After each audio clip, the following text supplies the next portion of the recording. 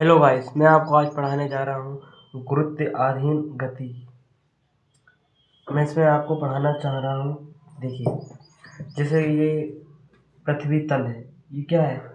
पृथ्वी तल। ये क्या है? पृथ्वी तल है। ये पृथ्वी तल है और ये गेंद ऊपर है। मैंने इस गेंद को नीचे गिरा दी पृथ्वी तल पर। पृथ्वी तल पर मैंने इसको नीचे गिरा दिया। आप लोग देख सकते हैं, मैंने इसे पृथ्वी तल से नीचे गिरा दिया। जब ये बॉल पृथ्वी तल से नीचे गिरेगी तो इसका जो त्वरण होगा वो गुरुत्व त्वरण के बराबर होगा।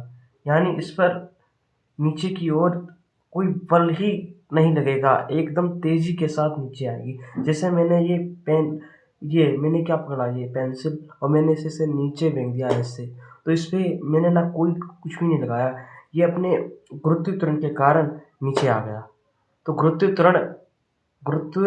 त्वरण रेखीय त्वरण के बराबर हो जाता है इस कंडीशन में। और मैं आप देख सकते हैं कि मैंने इस पर कोई वेग नहीं लगाया, ये अपने आप नीचे गिरा। यानी प्रारंभिक वेग शून्य होता है। प्रारंभिक वेग शून्य होता है। और जो ये दूरी, इसे एच ऊंचाई कहते हैं। और ये जहाँ ये नीचे गिरती है इसे हम अंतिम वेग भी कहते हैं। यू क्या है हमारा? यू है हमारा प्रारंभिक प्रारंभिक वेग। बी हमारा क्या है? अंतिम अंतिम अंतिम वेग। एच हमारा क्या है? ऊंचाई। एच क्या है हमारे? ऊंचाई। गेंद से ऊंचाई, ये क्या है? गेंद। ये गेंद है। ये एच क्या है? ऊंचाई।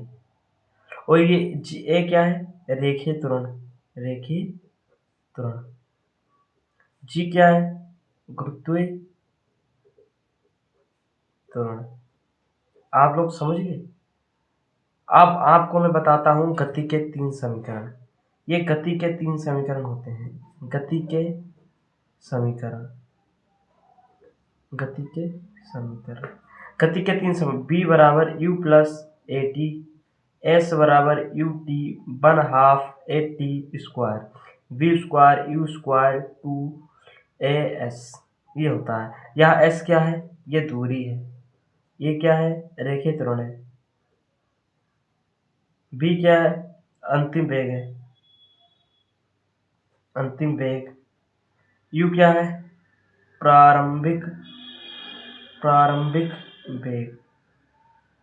आप लोग इतना समझ गए होंगे। अब मैं आपको बता दूं कि यहाँ ए जी के बराबर है।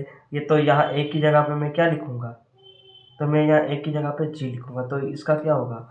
बी प्लस यू और प्लस जी टी, इतना आ जाएगा। और हमें एक बात याद रखना है हमेशा। एक बात हमें हमेशा याद रखना है।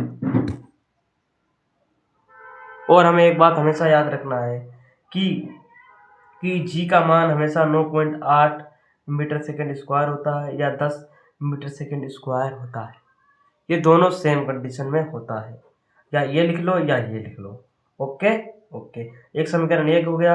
अब मैं आपको दूसरा समीकरण बताता हूँ। यहाँ पर है एस। एस यहाँ क्या है? टी। यहाँ एस है तो यहाँ एच है।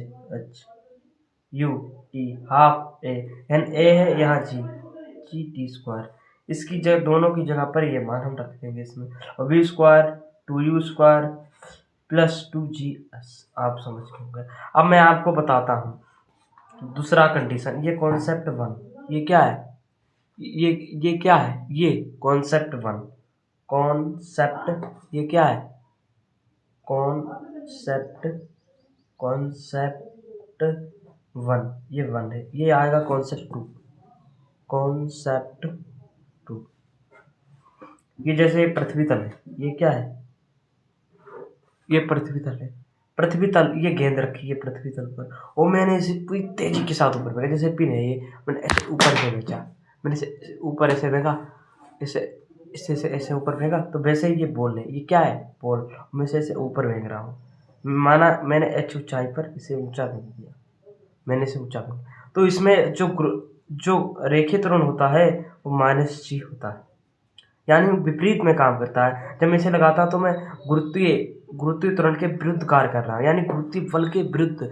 ये गुरुत्वीय बल नीचे की ओर लग रहा है। जैसे मैंने मान लिया ये बॉक्स है, इस पर गुरुत्वीय बल mg नीचे की ओर लगता है और नॉर्मल इस पर ऊपर की ओर लगता है। तो जो नीचे की ओर लगता है, जैसे मैंने इसे भेजा तो ये क्या लगेगा, ये तो ये कौन सा बल लगेगा, ये वाला बल लगेगा। इसका मान F, ये क्या है, गुरुत्वीय बल।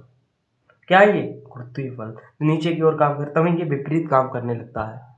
ये क्या काम करने लगता है, विपरीत। इस कंडीशन में U, ये हम देखो इसे, ये अपने आप ऊपर नहीं जाएगी, इसमें मैं क्या लगा रहा हूँ, वेग। इसमें मैं क्या लगा रहा हूँ, वेग। तो यहाँ U बराबर कुछ वेग होगा, यहाँ पर U बराबर कुछ वेग हमें दे रखा होगा। और अंतिम वेग जब मैंने इसे ऊपर फेंका तो अंतिम वेग कैसा हो जाता है, शून्य हो जाता है। का